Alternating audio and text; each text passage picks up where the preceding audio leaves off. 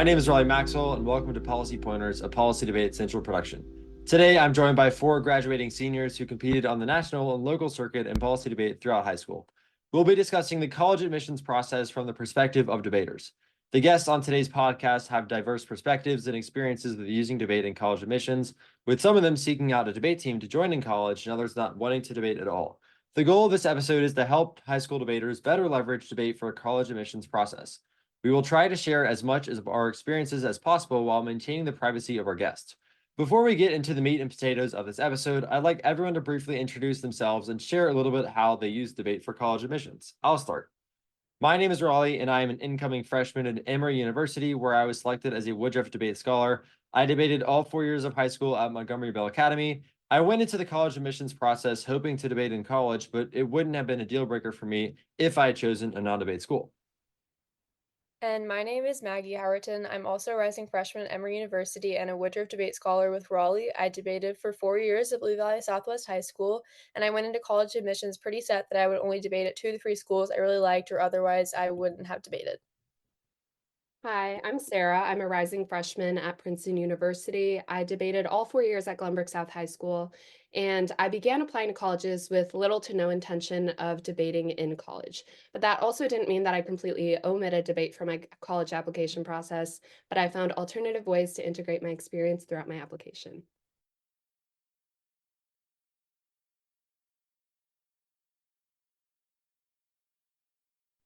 Hi, my name is Danny Roos, and I'm going to Yale next fall. I debated all 4 years of high school at Carrollton School of the Sacred Heart, and debate was my main extracurricular for college applications.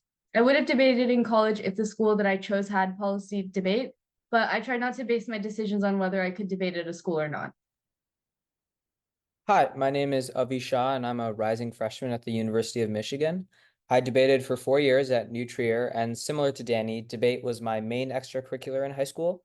Debating in college was something that was important to me, but it wasn't the end all be all for me in terms of deciding where I wanted to go to school. Our topics today on this podcast will be an introduction on what debate can do for college admissions, followed by discussions about choosing a list of colleges to apply to, reaching out to debate coaches, writing essays about debate, and seeking out letters of recommendation. We'll start with a brief introduction on what policy debate can do for you with the college admissions process. So, first of all, debate can have improved benefits for participants with respect to standardized testing. A 2021 study of Houston area schools with debate programs found that students who participated in those debate teams had higher SAT scores and GPAs. Debate can also help with writing college essays. You approach it in a very similar way to writing blocks. You're kind of making an argument for yourself. So debate kind of has those benefits. So our next topic of discussion will be, how do I choose a list of schools to apply to? But before we move into that, I think it's important for all debaters who are entering the college admissions process to think really critically about choosing debate, because not everyone wants to debate in college, and that's totally okay. So it's important to think about, do I want to debate in college? Do any of our guests want to contribute to that? Yeah, one thing that was important for me in terms of deciding whether or not I wanted to debate in college was recognizing that college debate is very different in terms of the workload than high school debate. High school debate, you can sort of do research on the side or even oftentimes be successful without doing research. But in college, a lot of the times that's not the case. So you sort of need to know what school you're trying to go to, whether they have a lot of coaches that can contribute research time, how intensive you want your class load to be, what other extracurriculars you want to be involved in, and whether or not you can make time for debate. Because definitely there are people who are successful without being intensely involved in research, but that's just something you sort of need to ask yourself.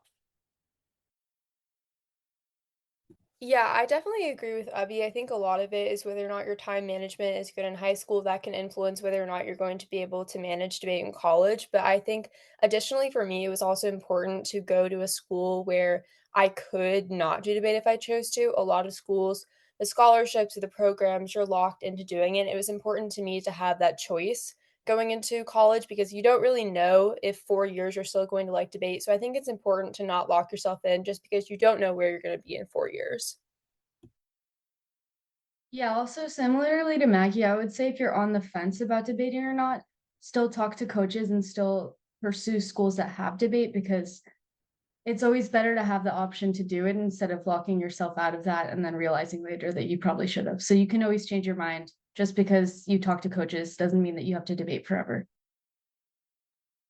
Yeah, jumping off of that, I think I'm the only one who knew to begin with that I didn't want to debate in college. And while there were a lot of important skills and lessons that I learned from debate itself, I think that I was also aware that there were also a lot of different opportunities that I wanted to take advantage of during my college experience. But I also agree with the earlier sentiments about not, I guess, not taking advantage of the opportunities that debate set forward early on, because there's always an opportunity for you to step back and give those options to other people. But I felt like I was stuck when I wasn't able to apply or to put in those applications afterwards. So definitely think ahead, but also don't stick yourself in a situation that you can't get out of. Yeah, I think I had a pretty different perspective from Sarah just going into it because I was confident that I was fine, I was ready, I was excited to debate with all 4 years in college if need be. So I kind of really wanted to use the debate, use the college process, and use coaches as much as possible and kind of demonstrate to them that I was committed to debate. So I think the big picture, the takeaway I think anyone listening to this podcast should be is that you can use debate even if you don't want to debate in college, but if you do want to debate in college, please be very upfront about that with coaches just so they know well, do I want to give this kid a scholarship? Do I want to really push for them admissions? You just need to be very upfront with those coaches about that. We'll get into more of that later. But I think choosing a list of schools, a big important thing for me at least was just does this school have debate specific scholarships? So some schools I moved up on my list because I was I think I have the potential. I have a chance at receiving some form of scholarship from the school. So both Maggie and I obviously were chosen as Woodruff Debate Scholars at Emory, which was something both of us really wanted to receive. Both of us talked a lot about and just thinking about what colleges we wanted to apply to. So I think it's really important to kind of know what opportunities are available for you in that respect. There was a blog I found really useful during my admissions process, the MSU blog. They have a spreadsheet of schools, has info on the programs, has info on the scholarships they provide. I'll provide that link on our website, but just know that that is out there and a very useful resource. A lot of schools, really a ton of debate schools, have endowments or other pools of money they can offer scholarships from. If you aren't sure if they do, it really does not hurt to ask. It might feel like an uncomfortable question at first. I know it definitely is when you're meeting with coaches, but you don't want to miss out if a school has scholarship opportunities. So please reach out on that. Maggie, if you have anything to add on the Woodruff scholarship. I think the one thing I have to add about the Woodruff is that it's sort of debate and your academics. I think this sort of goes into a larger theme that I think debate is really important and being competitive in debate is really important. But another thing to consider with the admissions process is that debate, I wouldn't say necessarily automatically gets you into any school. It's really about being a holistically good student. It's really important to have good test scores, which come from debate as well, but it's important to be a good student along with debate. I think that's part of what helped me with the Woodruff and also having a good essay.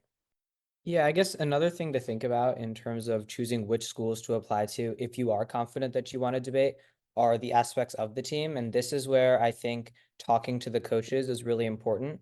Reaching out to them, scheduling time to meet with them, whether that's at tournaments online or when you're going for campus visits is really important because you can sort of get a sense of what the culture of the team is like in terms of how many people are on the team, how many freshmen, sophomores, juniors, seniors there are on the team, what partnerships looks like, if there's a tournament requirement. All of those factors are important for determining if you want to go to that school, if you want to apply to that school, but more importantly, if you want to debate once you are at that school. And those are all important questions that can be answered if you meet with the coach. Also, I would say even if you are very confident that you want to debate, I recommend diversifying your application pool because you never know, if disaster strikes, you might want to have options as to where you want to go. So even if you're pretty confident that you want to debate in college, maybe apply to a couple non-debate schools just so that you keep the options open for yourself, which that was the situation I was in, and I ended up going to a school without debates. So I just recommend keeping the option there because you never know what you're going to think about life in college in 6 months. Yeah, I think that's all really great advice on important things to consider in the college admissions process. Another thing that I kind of considered was kind of like, will a team prioritize you? Will a team kind of invest in you? So some, like debate schools, like meeting with coaches, talking to coaches, you can kind of get a vibe of like, will this team really want to invest in your success? If you do want to go far in debate, it's important to kind of think about that. Talk to like current members of the team, talk to coaches, just see kind of like where that team is at. Yeah. So I guess transitioning away from kind of like choosing the list into like, how do I reach out to those coaches? So a big thing that I learned was just like ask your lab leaders, especially, and your own coaches and like friends in the debate community, judges, ask your lab leaders to kind of put you in touch with those coaches. That can kind of like move you into the phase where you do Zoom calls, where you meet up with them at tournaments. But I think that's a really important phase, just like talking to your lab leaders, asking them questions about what college debate is like, because those people really know the most. I know all of y'all have kind of experienced some form of like reaching out to debate coaches or reaching out to your lab leaders and asking them questions about that. So if anyone wants to jump in, feel free. I would say one important thing about talking to coaches is to never underestimate the power of a cold call. So even if you don't know that person and you don't know someone who knows that person, if you can figure out the name of like a head debate coach or someone that you can get in touch with, just send them an email, introduce yourself, say that you're interested in debating for their school and that you want to talk. And then maybe if you're feeling, really bold, you can include like your SAT score or your GPA or something. And a lot of the times they'll email back because they're also looking for kids to debate for them. So don't feel shy about just emailing randoms. I definitely agree with the advice about a cold call. I think most people end up sending like a short email to people they've never spoken to before. I think it's good to like maybe include like a question or two, something for them to respond to, but I generally think it's good to email as early as possible just because a lot of some schools have like out of state waivers, scholarship deadlines. I think it's good to maybe email in your junior year late is what I did. And I think just reach out to as many as possible, get as diverse of perspectives as you can is the biggest advice I would give. Okay, I definitely want to echo what Maggie said about reaching out as early as possible. A lot of these coaches are looking for students, like Maggie said, so reaching out early as possible indicates your interest in that school and sort of moves you up on the priority list. So reaching out now if you're a junior and maybe in about a year to 10 months, maybe if you're a sophomore, is definitely the right idea. Another thing that came to mind when Raleigh mentioned asking lab leaders about coaches is that going to camp and this summer is not pivotal, I would say, but it's definitely important because the debate community is a small space and word travels fast about the kind of student that you are. And if you're the sort of person who shows up to lab on time and is really into it with their research, then the word travels that you are that kind of student, and then coaches can get a wind of that, and that can make you an attractive student and a good person that they might want for their scholarships or their programs. So really being proactive with how you spend your summer and being on top of things is something that can help with college admissions. Also, one aspect that I don't think was necessarily mentioned was one thing is if you are planning ahead is going on college visits throughout your junior year or senior year, definitely trying to email ahead of time to meet with the director of debates. I did meet with a few in the beginning of my senior year as I did college visits, and there is power in a cold call, but there's also a great significance in meeting in person and putting that effort forward to meet face to face. And that leaves like a greater impression on the director of debates, the coaches at the colleges as well. One other thing is you can also cold call or meet in person with directors of debate who aren't necessarily policy debate teams. And at first I didn't think that they would answer, but they still want debaters, and they also know that policy debate skills are easily transferable to like Parley or any other things. So I did email a couple of directors of debate for like Parley teams, or I don't really know what other ones there are, but I'm sure there are others. So if you just email them, there's a chance that they'll respond and then also help you with admissions, even though you're not in their in their category. Yeah. Yeah, I think the big takeaway from kind of like the different perspectives you've heard on like communicating with college coaches is that they really just want you to be very like communicative with them. I guess like in my experience, the coaches, the directors of debate who have really like shown interest in like helping with me admissions, like helping with like scholarships. Those kind of coaches are the ones I've really like communicated a lot with. So you really need to be kind of like explain where you are in the college process. They would prefer that over you being very vague because then they're not sure if you kind of want to debate at that school. So I would just recommend that everyone is very open and like willing to talk to their to like directors of debate and like email them, meet up with them at tournaments. Another thing that I had kind of confusion with going into the process was just like what you kind of talk about at these meetings, what kind of questions you ask them. So the big thing is like be ready to ask these directors questions, be ready to ask them questions about their program because you really want to demonstrate a lot of interest in their team, in their school. So some questions I like to ask them. I really do love research, and I'm always interested to see kind of how other teams organize that research. So one thing I always ask them was kind of like, how is research organized on your squad? A lot of teams had different responses. Some it was like coaches create a list and then the students take from that list, or like students asked to like be tasked with a certain assignment and then they get to take that. So that was one thing that interested me. Other questions I had were kind of like, what are the travel expectations? So different schools have different requirements for like if you want to be a member of the team, you have to go to this many tournaments a semester. That's something you should definitely ask a coach before you get involved in a debate, before you apply to that school thinking you want to debate. If any of the other guests want to offer some questions y'all thought were useful, that would be fantastic. I asked questions pretty similar to Raleigh in research and travel expectations, but I think another question that you should probably ask all coaches is about sort of the balance of school and debate on their team that sort of goes in with travel expectations, but finding out how the members of the squad balance things is pretty important just to know what the expectations based off of like the rigor of the school are. Yes, this is similar to what Maggie said, but one question I often asked was whether or not professors were generally accommodating when it comes to missing class for tournaments. Because if you are competing nationally, then you often have to miss 4 or 5 weekends a semester. And that can be hard if you're missing Mondays and Fridays. So coaches will sometimes tell you that professors are really reasonable and you're able to get time off from classes. And sometimes that's not the case. And you just have to make your schedule around that. I would also ask if you can meet with a student on the team or if they can put you into contact with a student on the team because it shows that you're like A, that you actually care about the meeting, and B, that student can be really helpful to you in giving like a more honest perspective of what life on the team is actually like. Yeah, I think that's really great advice. Reaching out to students is a very important part because you want to see that perspective on the team because obviously you will become that like a debater on the team. So those are the big things for kind of reaching out to coaches, figuring out or like asking questions you want answered about the team. The next thing I think is important to discuss in our next topic is kind of using debate for your college essays. So your college essays are a pretty important part of your application. The first thing I will say before we get into kind of discussion is that you should not use any debate jargon in your essay.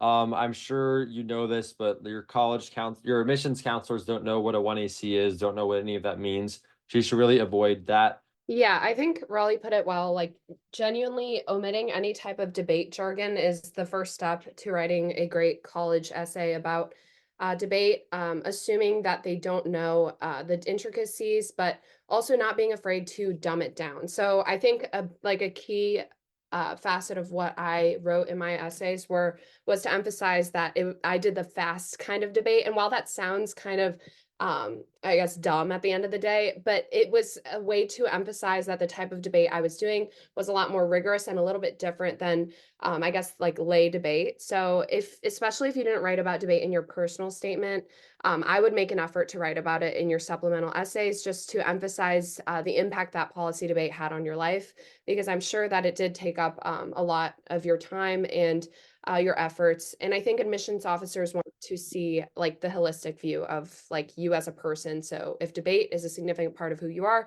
writing about that is super important. So say try to find something that differentiates you from the other people in debate as you're writing your essay. So don't just say like, oh, I debate and then describe what you do. Either find something unique. So like if you're a minority in debate and you're like an underrepresented group, talk about how that's been for you. That's what I did personally. You could also talk about like say you're a really good researcher or say you're good at like I don't know, evidence comparison. Find something to talk about, but explain it in a way a college reader that doesn't know about debate could understand.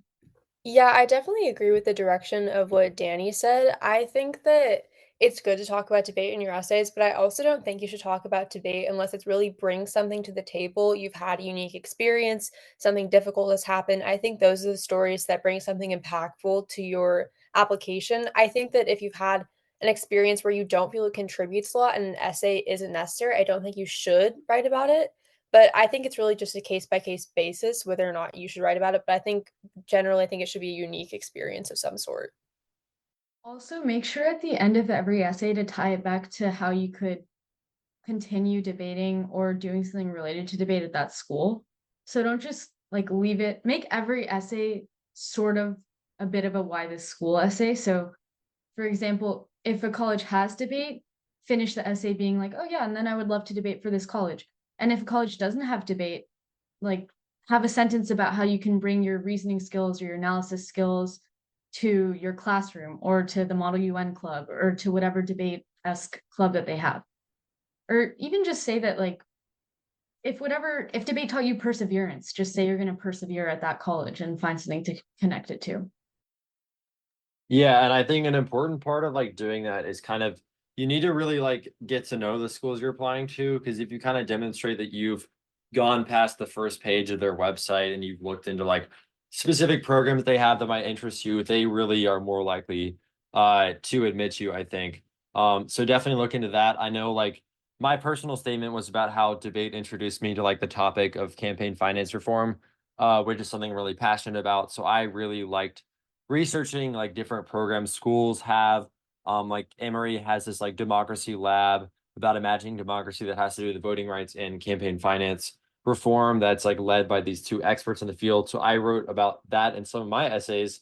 And I think that that was a useful part of like kind of my application. Yeah, and honestly, I think Daniela put it very well in saying that why the school should be a takeaway in every single one of your essays and to show that you did that second and third level testing, but also it should be a statement of why me. So what did I take away from debate? What did I learn or what kind of skills did I pick up that would make me an exceptional fit for the school? So definitely tying in aspects of what you took away from debate, whether it's a critical thinking or it's a passion that you took away, like Raleigh was talking about. So connecting it back to yourself is the most important part. The admissions officers do not want to hear about how amazing policy debate is, like what kind of arguments are in policy debate. They honestly could care less. They want to know about what type of person you are and what kind of skills you picked up from an activity that was important and significant enough for you to write in a supplemental essay. Yeah, another thing I will add is that there are a lot of people who do debate and apply to college. So you will want to find like a unique angle. For me, I thought like a lot about this and I kind of wanted to like take a spin off the like, oh, debate taught me to like see both sides. And my intro paragraph for my like personal statement was like, debaters are often regarded as like argument robots who like just argue both sides for no reason. But then like I ended that paragraph saying like it's actually had the opposite effect on me. It's kind of introduced me to an issue I care really passionately about, which is campaign finance reform. So that kind of I think was an effective way of adding a spin to that. There are a few other essays we're gonna read some lines from on the podcast today. So if y'all want to go ahead and start that now, that would be great. I can begin. I think one particular thing that I wanted to focus on was framing policy debate to someone who may not know what the activity is. So one thing that I used in one of my applications, so the prompt itself was tell us about a topic or idea that excites you and is related to one or more of the academic areas you selected above. Why are you drawn to it? And we had 200 words or fewer to write about it. So I think that if you wanted to write about debate to answer prompts such as this, Definitely starting it. You don't have to start it with a like an interesting hook, but the way that I began the essay was, so you're telling me if Congress doesn't pass the affirmative, the liberal international order will immediately collapse. I peered inquisitively at my opponent as the question hung in the air. In the world of policy debate, where my opponent's nonsensical scenarios of international collapse could be debunked with stellar pieces of evidence, research on international relations became everything to me. So kind of tying it back to, I guess, like humanizing the activity of how like to like a layman it could be like seen as nonsensical, but also emphasizing how research focused the activity itself is, says a lot about the activity itself without you having to, I guess, explain it in a boring way. This is policy debate where you have 8-minute speeches and then 5-minute speeches and a cross-examination in between, but like putting an interesting twist to describing the activity in a concise way for your missions officer to understand what kind of activity you were involved in. Just to add on to that, I think definitely getting the different angles of policy debate as well.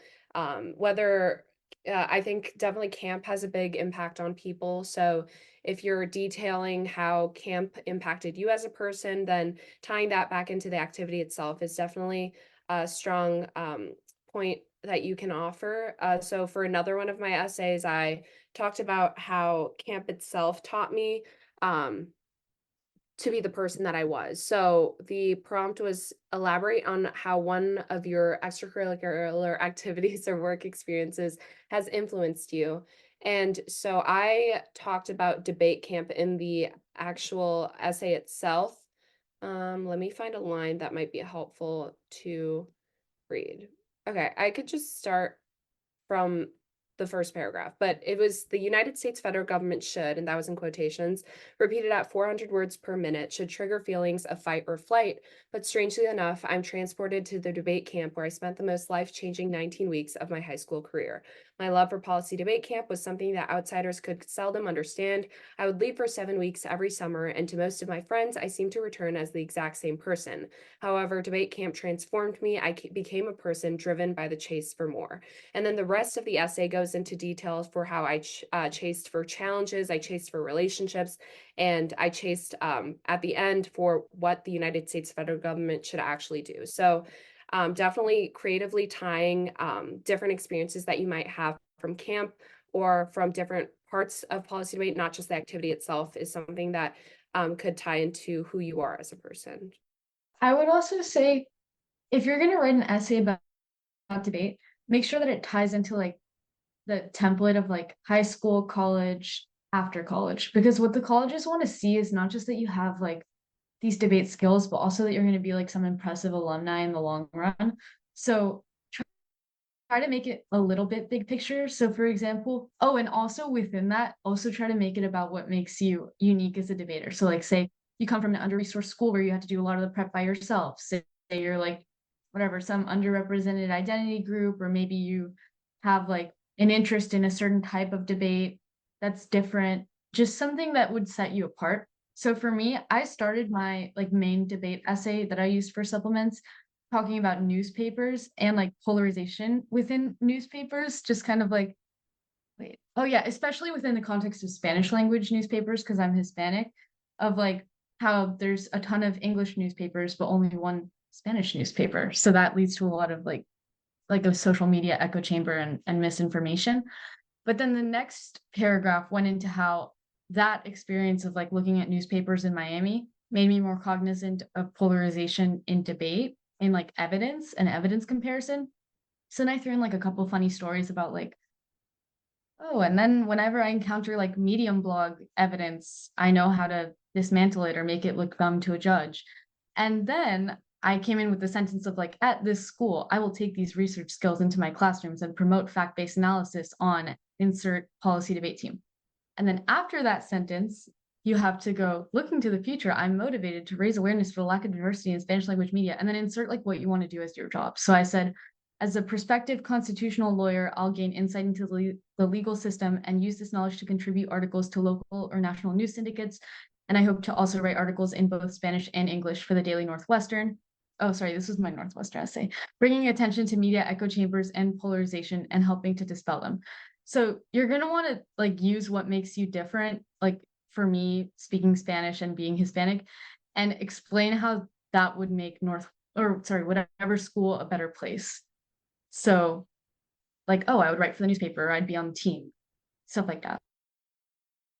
Okay, I talked about debate and mostly my supplemental essays focused on the schools I was going to. I would talk about different clubs and like whether or not they had a debate team in supplements. My Common App was also about debate, but it was sort of more about the challenges I faced and how the connections I forged at camp allowed me to overcome them.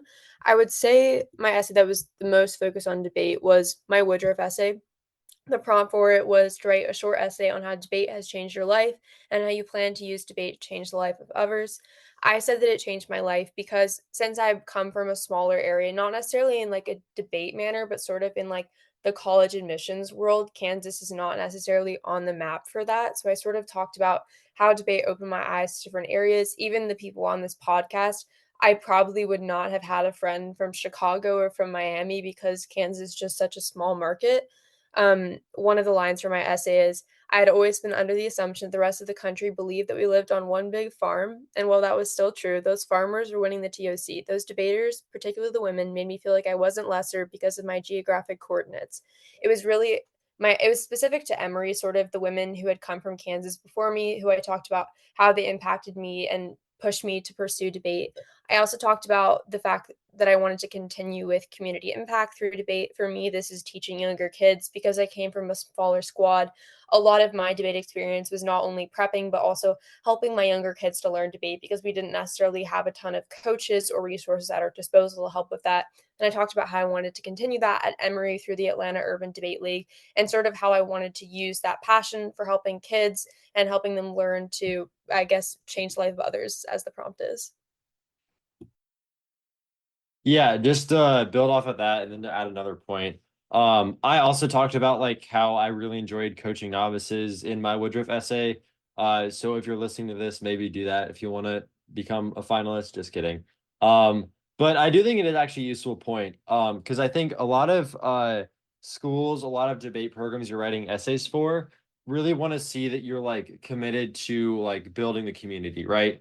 So like if you do coach your novices, if you do volunteer extra hours, if you are like the captain of your team or something, you like take the extra step for your team, make sure you talk about that in your essays because these schools, these programs really want to see that you're committed to like building a team when you get there. So that's something I would definitely play up and talk about in your essays because like I mean they don't care like what you've won. They don't know what it means to be in like the quarterfinals of the TOC, but what they care about is kind of like the impact you've left on your program. So really focus on that, which kind of like leads us into letters of recommendation, which we'll get to in a second.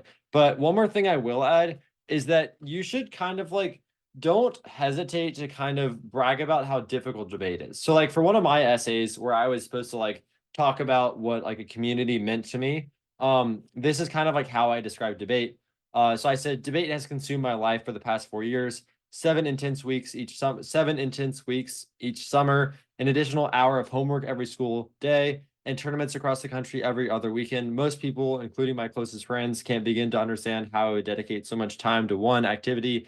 They ask me how I don't get bored by it, burnt out, or just exhausted from arguing to no end. But to me, the debate community never loses its appeal. And then I kind of proceed further in the essay, talk about the specific aspects of debate I really enjoy. So really, I would like try and explain debate in that way in your essays because like there are plenty of extracurriculars you can choose to join in high school that like you meet maybe once a month for like the baking club and you're the president of it, but debate is so much different than all these like clubs and you really need to explain that in your essays or you need to find a way to convey that to your admission officers. So I would definitely write about that if you can. If there's not a space for it in your essays, I think the other best place you can do it is kind of in your letters of recommendation. So like a lot of schools do it differently. Everyone does it differently, I know. But if you can get one of your debate coaches or someone in the debate community to write one, I think that would be useful. You can also ask like your school sponsor to write an essay or to write a letter recommendation for you. You can ask a school administrator. If you don't have that, if you have a college counselor, maybe ask them to like include kind of what debate is, what debate demands of its participants in that essay or in that letter, because I think that'll be really helpful for explaining debate to like admissions officers? When you're describing debate in your extracurricular section of the Common App, I think it's important to detail the different like roles that you've played on your team. So if others have like a specific example of what they wrote in theirs, that would be helpful. But definitely being purposeful about how you're framing debate in like the description itself of the activity is important, but also putting in the additional information section any type of awards or recognition that you've gotten from debate is super important too. Just because you've worked so hard to achieve those things, why leave them out? And yeah, just like integrating the different parts of your debate success, the debate descriptions throughout the application, not just in the letters of rec and the supplemental essays and personal statement. Yeah, I was gonna say something similar to Sarah. There are so many different parts of debate, and obviously the part that a lot of us care the most about is awards. And while that definitely should be highlighted in your application, there are tons of other things that should be highlighted in your essays and your letter of recommendation. So in your essays, you're probably most qualified to speak about your interactions with the activity, whether that be research or helping out with the novices or the competitive attitude that you created when you were debating. But asking for their letter of recommendation from a coach or a lab leader or someone who has that role in your debate career can be really helpful to show a different side of what it means to be a debater, which is teamwork and communication skills and everything else that comes with being in debate that it's hard to express by yourself in an essay, but it carries a lot more weight when it comes from someone who is observing that from a different point of view. So I would highly recommend asking for a letter of recommendation from a debate coach and submitting it to all the schools you can possibly do so. Yeah, I have one thing to add to that. It's Woodruff specific, but I think especially if you're thinking about the Woodruff or any other scholarships that require recommendation, it's really important to not necessarily be serious every moment of camp, but just to pay attention to make a good impression on your lab leaders, because especially if you come from a smaller school, it's really important to have those recommendations so you can use them for those scholarships. Because a lot of the times, whenever the coach doesn't know you, having someone who they do know write you a recommendation can make the difference. I would also say one of the parts of the college application to utilize besides essays is the activities section. And if you want to differentiate the different roles you played on the debate team, that's one place to do it. So for me, I had one of my activities be debating like on the team, like the competitive team. Another activity was being a novice coach and judge. So I like put that separately. And then another activity was Michigan 7-week camp, and that was the third one. And for a while, I was going to split up coaching and judging because I didn't have enough activities, but then I thought of a random one. So just make sure colleges know that like the reason why you don't have so many activities is because debate takes up so much time. Or I don't know if this is true for you. Maybe you're like great at doing everything, but I find most debaters have debate taking up a good bit of their time. So if you split it up into separate activities on this activity section, it's going to help make it look like you do more. Yeah, I definitely agree with Danny. I think that it's really important to kind of like convey the extent to which you're committed to debate by kind of putting in a separate activities with like camp, with being on the team, if you have another role on the team, like if you're coaching novices, like the thing you don't want to put on there is like a separate activity for being like the birthday captain. Like I was the birthday captain on NBA squad this year, which means I just like announce people's birthdays in the Slack. Like that's not the kind of thing you want to put as an activity. But doing like novice coach, novice mentor / novice judge, going to tournaments for novices, that's another thing you can put as a separate activity. If that kind of like feels like a big time commitment. Yeah, I was just gonna point out that like a lot of activities you do, you feel the need to exaggerate the time commitment to make it sound more impressive. But if you really add up all the hours you spend on debate, you'll probably find that you don't need to do that. And sectioning it off into the different types of activities you do within debate can be a really effective way to demonstrate the commitment you have to the activity without sounding ridiculous about the amount of time you spend. Because I initially had it all into one, and I included camp and I included tournament weekends, and it was like I was spending 20 hours a week on debate on average for 52 weeks a year, which is completely not realistic and would probably be rejected as a lie by most admissions officers. But if you split it up into the types of activities you do, coaching novices, going to camp, researching on your own, the class or the club that you have at school, then it can sound a lot more believable and it can show that you are committed to debate in tons of different ways. One other thing is that if you're concerned about your essay being a little too jargony, I recommend reading it to someone who doesn't know about debate at all. So either go to your college counselor, or even if you think they're too close to debate, like read it to your parents or to like an English teacher, actually, is what I did. And just ask them if there's anything they didn't get or if there was a part where they weren't following. Because that way, sometimes you don't realize because you've been debating for the past 4 years, but there are things that come off as like jargon or confusing. Yes, I agree with that. So definitely reading that to others and getting that like revised and edited is very important. But I think one important thing that I really, really focused on was letting my own voice flow through the essays. I think it's really easy to think that this has to be the most perfect essays, like these have to be the most perfect essays and like perfectly edited, perfectly revised, all of those things. But I don't think that's necessarily true if you're sacrificing your own voice and your own, I guess, narrative style. So obviously have them edited, don't have grammatical errors, but having your own like narrative like show through your writing is super important.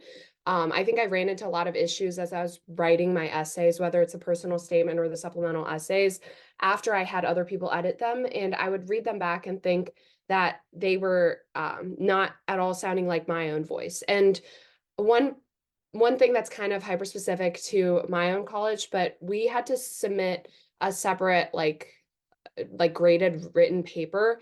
And there's a lot of theories that say that the reason that written paper is submitted is not to check for your own quality of writing or that you'll like withstand the rigor of the school, but it's to cross check with the supplemental essays and personal statement to see if it's your own voice. So I think genuinely maintaining your own style of writing and having that show throughout your application and your essays are very important. Yeah, one thing I will add is that some people are better at creative writing than others. And I'm saying that because I'm horrible at creative writing. So the way I approached most of my college essays was very analytical, very like argumentative. It was very like kind of debate style. It wasn't like I told a story about how I like stumbled into the debate room after like getting lost in the hallways of MBA. It was like my brother introduced me to debate, and these are the reasons why I enjoyed it. These are the things that taught me. So really like, yeah, just like really like use your own voice. Don't try and push anything that isn't like true to yourself, and that will really help you bring out the best in your essays. Okay, we're now going to transition into the last topic of the podcast, and I think this one is pretty important for kind of like your senior year in debate. It's how to balance debate with deadlines. This was definitely difficult. It's gonna get hard. You're gonna hate your life. You're gonna be so upset with everything you're doing. Research gets harder. I know a ton of seniors this past year, like those tournaments that were near the deadlines, just not much new was happening. And that's okay. Like, don't worry about you not having enough stuff. Everyone is going through this process most of the time, unless like there's like an ED situation. But like everyone goes through these processes. Everyone has to do these college essays. So like don't be afraid if you have to sacrifice some like time you would have allocated towards debate prep. But if anyone, any of the guests on our podcast want to talk about kind of like how they plan their year, around writing college essays, while also doing debate, Avinash. Yeah, and I know this is advice that everyone's going to get from everywhere, but starting early is really a blessing. Starting to think about where you want to apply, what you want to write about in your personal statement, and starting to fill out the common application during the summer is something that will really help you balance your time throughout the year. For me, I didn't finish my personal statement until like the middle of October, but I had like it 99% done by the time like around the time that school started, which put me in a really good spot in terms of being able to spend more time preparing for debate tournaments. Because once you have that done, I feel like you really are able to get into a flow in terms of writing essays because you're more confident about your writing style. And once you've started early and you know where you're maybe applying early to, and you're able to focus your efforts on maybe 4, 5, 6 schools for the early round, then getting through the Michigan tournament and the Trevian tournament and all the tournaments that are around the big time for college applications and getting those applications done beforehand will really put you in a good spot. Okay, one other thing I would say is that it's important to realize some people think, and it can work if you do this, but some people think that you have to write a different essay for each and every question. Like, okay, I'm applying to my 9th school, time to write like 3 new essays. You can also write like essay templates, I would say, that you can adjust for each school. So I had my debate essay, my essay about my internship, my I had other essays, but I'm forgetting now. It's been a while. But yeah, you can just copy paste 99% of that essay when you're applying to that next school and then contextualize it to like, oh, and this is how I would continue debate at this school. This is how I would do that, like something school specific. And that way you can save yourself some time. So I applied to a lot of schools. I applied to like 18 or 19, but it didn't feel like that much because I wasn't writing a lot of new essays. So I got to, stay doing a lot of debate work, which is also important because if you stop doing well in debate, then coaches and like recruiters and scouts are going to stop talking to you. So you also need to pick up, like, doing well in debate is a way of doing well in college applications because it also helps college debate coaches notice you. Yeah, I definitely agree with everything that Danny said, but I really want to echo what Avi said. It's really, really important to start early, especially because I think most of the advice you get generally is to start during the summer before your senior year, but that's really hard because of camp. Honestly, you're not going to have a lot of time to do it during camp. So I think it's really important to do it during the point kind of right before school starts. Once school starts, you're going to start getting overloaded, especially if you're taking AP classes. It's going to be difficult to stay on top of things. And you're going to get to like the Trevian and those tournaments in October, and you're not going to have finished everything. And then you're just going to be in a situation where everything piles up, and then you end up doing things the night of the due date, which I mean, I honestly think most people in debate end up at that point. But if you cannot end up at that point, you're going to be way less stressed and end up doing better at tournaments. And honestly, you're going to hear this over and over again. If you ask any senior, what would you do differently during the college application process? Like, start early, do this before any big things happen. You should be prepared and planning out your schedule. But honestly, just be ready to adapt. Don't get too stressed. Like, college admissions is not the end of the world. There are more important things in life, but like taking these kind of pieces of advice, but also knowing that if things don't always end out perfectly, you should be ready to effectively use your time and to adapt. And it's not the end of the world. Yeah, that's definitely true. I think really be ready to adapt. I think like last minute I applied to one school just because I heard it in a conversation. I was like, oh, I should apply there. And then I applied to its rival school just like last minute for the January deadlines. But I think another thing is like the way I thought was like I wrote my essays and I think was really helpful is like I don't know, like 30 days before the deadline, like look at the essay prompts if like or not 30 days, like however many days, like just before the deadline, way before the deadline, look at the prompt, think about your essay. You don't have to write the whole thing that early.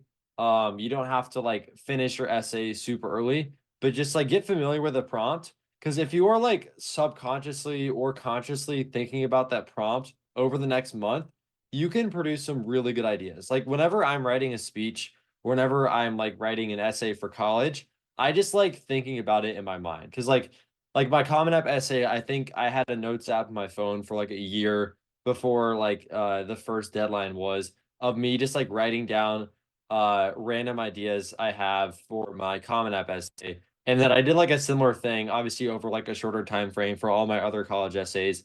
And I thought that was really useful because if you just get in the habit of thinking through what you want to say on that essay and like that prompt so well, if you like come across something in your life, then you can like use that in the essays. So I would definitely like get familiar with the essays you need to write, be ready to adapt. And yeah, I really like the Notes app. Just this might be silly, but I think it's less intimidating whenever you're writing like a final draft in like a Google Doc or on Word. I think it's a really good place to get a lot of your ideas out. I've ended up writing a lot of my essays honestly just in my Notes app because I feel like you can write it on your phone, you can write it on your computer just in the apps. It feels just less intimidating to me, and then I go and edit it obviously later, but I just think it's a good starting place to not like start writing like your final draft like in a Google Doc. So say a lot of people give the advice of like, oh, if you're feeling stressed or if you have like a big activity like debate that takes up a lot of your time, apply to less schools. But I kind of disagree because I think lately the college admissions process has gotten so random that like there are people that get into really good schools and get rejected from schools that are less selective. And it's all just like chance. So I would say if you can, even if the quality of the application suffers a little bit, it's going to be so helpful for you to just cast a wide net and then see what comes back. Because at the end of the day, there are so many applications and only so few readers. And if you look at the videos of like how much time college admissions officers actually spend on your application, there's no way it's foolproof. Like sometimes people are just going to slip through the cracks. And the way you can prevent that happening is just applying to a million schools. but also like, I don't know, don't feel pressure to apply to 20 schools. I only applied to 9 schools. There were a few schools I was like, I was like decently confident I think I would get admitted to, and I would be super happy going there. And if you don't want to like, if you just like can't do it and you're like don't have enough time, don't don't hurt your other applications by spending so much time on doing so many. Like if you don't have time to write like 10 essays in one night, and then just write 3 essays and make those 3 essays fantastic. But if you do have the time, do cast a wide net. Definitely something I wish I would have done more so, wish I would have applied to more schools, but it really just depends on your situation. But you need to think about like how many schools you want to apply to, how many of those schools you would really want to go to, you'd be happy going to before you enter that process. Well, what I meant by that, not really like, write a new application for every school or like write an awesome application that you spend a ton of time on for like 19 schools and sacrifice your whole social life just to do that. Maybe more like pick like the 9 or so schools where you want to create a really stellar application because that's a school that you really care about. And then maybe, I don't know, 2, 3 weeks before applications are due, just adapt all the essays that you wrote for those 9 to the 10 schools maybe that you don't really care about and that you can just throw an application just to see. I mean, the school that I ended up going to, that was an application that I did not spend much time on, and I threw an application just to see what would happen. So just try it. There's no, well, actually there is a cost, but it's not like they're gonna send you hate mail if you apply. Like, just apply. Leaping off of that, I think it's also important to recognize as someone who didn't want to debate in college that there are outside scholarships and outside opportunities available. And while debate has a plentiful amount of different opportunities, it's also great to look into different scholarships and outside things. So don't get too pigeonholed or locked into debate because there are so many other avenues to take in the college admissions process. Yeah, I definitely agree with that. And that concludes the first episode of Policy Pointers. Thank you all for listening, and feel free to reach out to us with any questions or inquiries at policydebatecentral@gmail.com. See you next time.